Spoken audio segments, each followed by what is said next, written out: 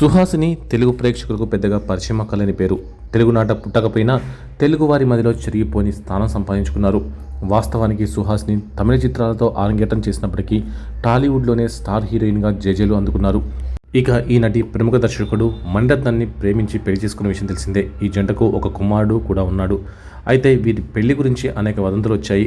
వీరిది ప్రేమ వివాహమా లేదా పెద్దలు కుదిర్చిన పెళ్ళా అనేది చాలామందికి ఇప్పటికీ తీరని సందేహమే. 1988లో సుహాసిని తండ్రి చారుహాసన్ అనారోగ్యంతో ఆసుపత్రిలో చేరారు.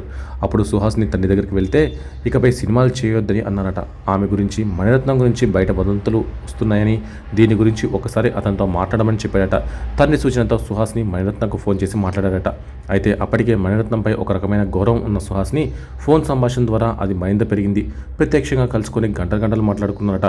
ఈ క్రమంలో వారి మధ్య ప్రేమ పుట్టి అది కాస్త పెళ్లి వరకు వెళ్ళింది. అయితే ఈ విషయాన్ని ఇంట్లో చెప్పలేదట.